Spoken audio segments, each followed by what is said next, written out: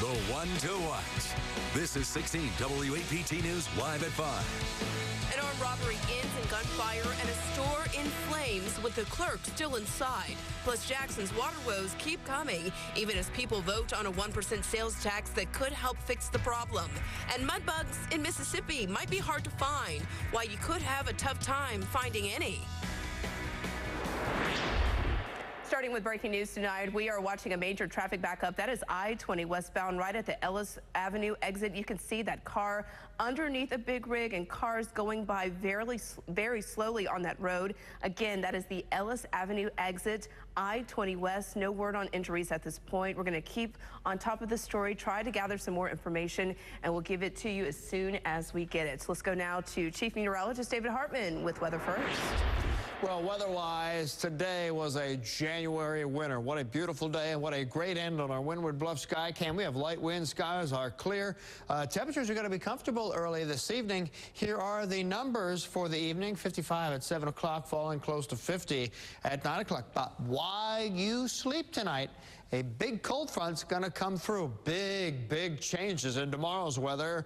I'll have those changes for you. What they are coming up. All right, David, thank you. Tonight at 5, Jackson police trying to track down the man who robbed a convenience store moments before it caught on fire with a clerk inside. Man, that's right, Stephanie. This happened last night at the Liberty gas station on Old Canton Road.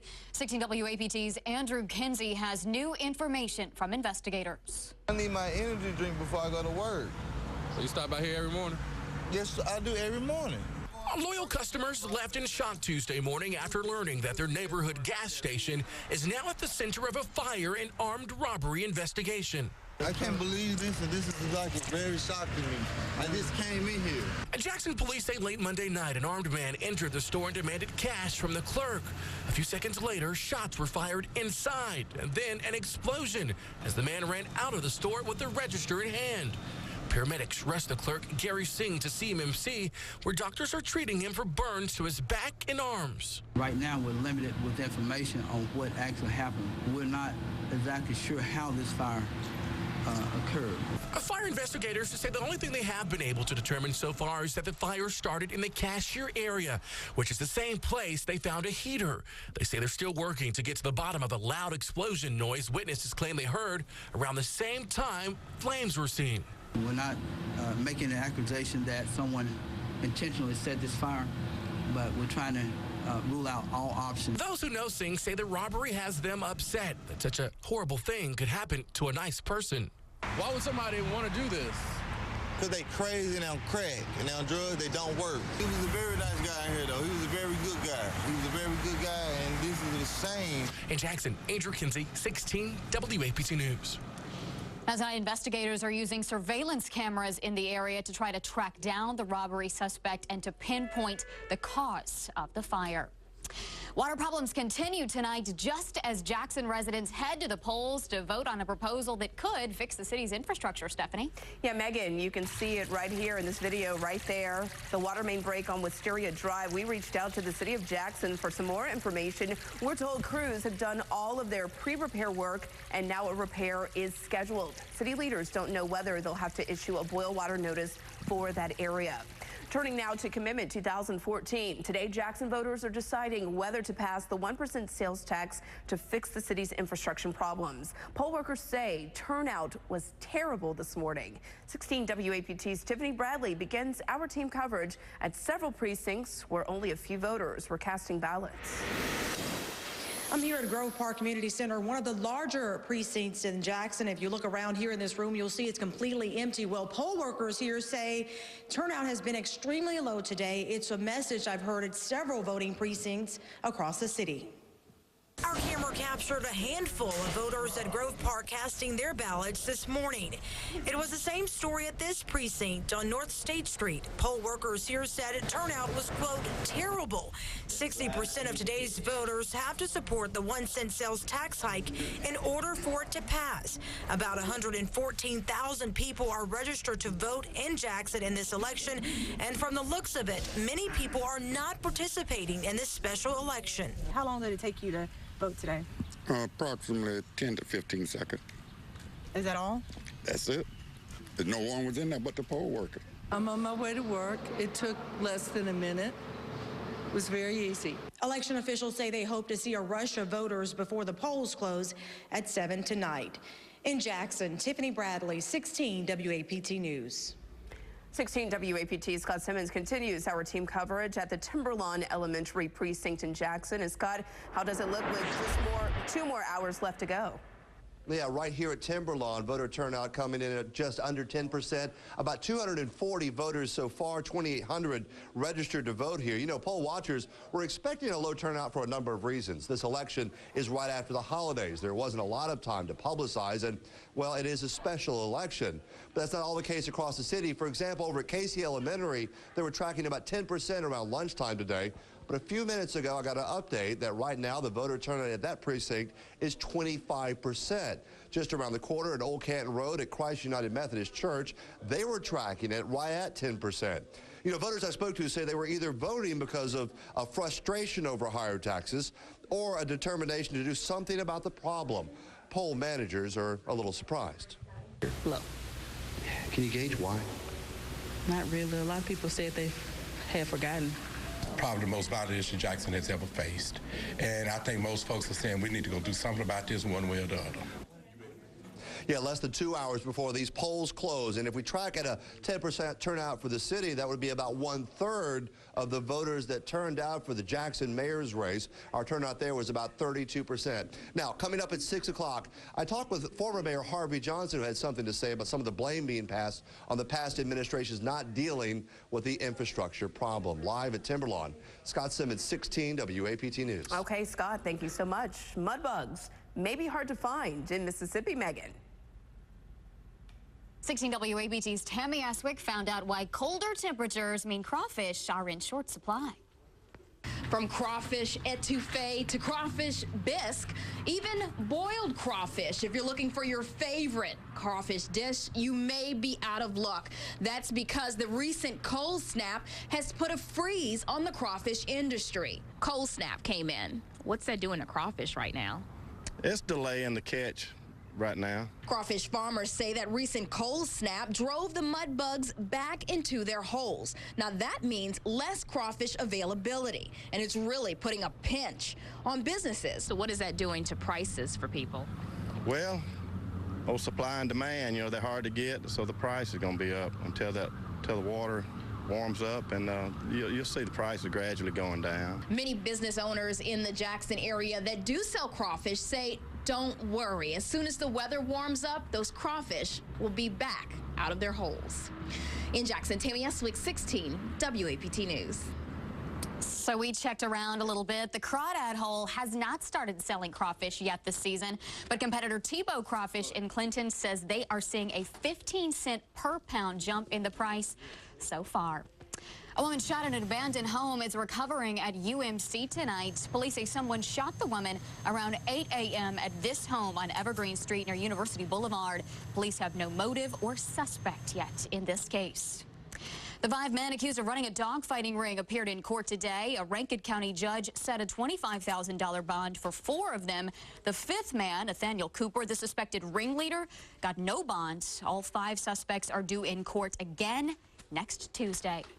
Well, tonight, Jackson police are looking for the person who stole an officer's submachine gun a week ago. It looks very similar to the weapon we have in our monitor right here. Investigators tell us someone smashed the window of that SWAT officer's unmarked police SUV and took his MP5 submachine gun. If you have any information about this case, you're asked to call Crime Stoppers at 601-355-TIPS. A Mississippi College freshman died last night. Yeah, Megan, Sean Gawley had been in a coma since a car wreck back on December 18th. His family released a statement saying, quote, he is in heaven, free from all sin, sorrow, pain, and death, worshiping in the immediate presence of God with all of the saints and angels. Mississippi College says it will honor Gawley with a time of prayer today in the chapel. $545 million. That is the surplus money state lawmakers could have to work with this year. That came out during a House Appropriations meeting today. The state's economist expects the economy to grow by more than 2% in the coming year. Republican leadership says the money is not available each budget year, but pooled from various funds. We garner it all together and come up with $545 million because essentially, if we needed it, it's there. What do you think we should do with that money? I think we need to sit on it right now because it's non-reoccurring. And if you put it into reoccurring expenditures, you're digging a hole. Well, he argues if lawmakers want to spend the money, it should only be spent on capital improvements like building repair. The session ends in April. On Capitol Hill, Republicans are blasting the latest enrollment numbers for the new health care program. They show more older Americans are signing up than young adults. A 16 WAPT's Sally Kidd explains. Critics warn that could lead to higher premiums. Stephanie, Republicans are warning of price shock. The White House says it remains confident enough young people will sign up. A campaign-style push is ramping up nationwide to get more young people enrolled in the government's new health insurance program. I care about health care reform because... Among the 2 million Americans who've signed up so far, the administration says 24% are 18 to 34-year-olds. It's those younger Americans who are needed to keep premiums low for everyone. The balance is just not there. People under 35, the people that really need to sign up, people under 35 are not signing up. The latest figures show more participants are in the 55 to 64-year-old range. If the numbers are as bad as they seem with the lack of information, just imagine perhaps how bad it really is. The administration says solid progress is being made. It sees a growing momentum among younger Americans to sign up before the March 31st deadline. Young people are going to be by and large, late to the party when it comes to signing up. Well, we were very encouraged by the new numbers. The group Young Invincibles is among those working to get more young adults on the rolls. I don't think people should be that concerned yet. I think that we've got a few months, and we've always anticipated that younger, healthier people would sign up closer to the March 31st deadline. The group is launching a new app that provides quick answers on the options and on how much coverage will cost. The nationwide marketing push includes a National Youth Enrollment Day next month and outreach on campuses and among younger Latino voters. In Washington, Sally Kidd, 16 WAPT News. Stephanie. Sally, thank you. The Mississippi Insurance Commissioner tells us over the past few weeks, the number of people who signed up for the Affordable Health Care Act in the state has gone up to about 8,000 people. If you still need to sign up for health care, you can do it right here in Jackson. Eudora Welty Library is holding health care enrollment days tomorrow and Thursday. That's at 300 North State Street in Jackson. You can stop by from 9 a.m. to 1 p.m. or 3 p.m. to 7 p.m. either day. Someone will be on site to answer your questions and help you sign up. A man from Clinton and his business partner are back in town after being contestants on the ABC reality show Shark Tank. Stephen Cochise and Greg Cronin talked to us today right here in the 16 WAPT studio. Their invention is a crafty, multifunctional shelf that fits into any size locker. They call it Locker Bones. Cronin came up with the product after he says his daughter was having trouble organizing books in her locker. Well, after selling 50 in one day, they took their idea to Shark Tank. It was a dream, but if you don't go for it, you'll never know. So I went ahead and tried, and you know, good fortune was on our side. That show airs this Friday at 8 p.m. right here on 16 WAPT. All right, David's here now to tell us when a cold front is going to get here. Are you ready for tomorrow? Because today was a gorgeous day, and you can see the front. Showers moving across West Tennessee into eastern Arkansas. The front has just gone through Little Rock, still mild. So the front will come through here later tonight. Boy, wait till you see my forecast. Temperatures tomorrow, some 20 degrees lower than today. The forecast coming up. David, thanks. The former officer accused of gunning down a man in a movie theater headed to court today. What the judge told him. But first, why police swarmed pop star Justin Bieber's house. And before we go to break, we want to show you our breaking news and continue to keep an eye on that breaking news. As you can see, there is a wreck on I-20.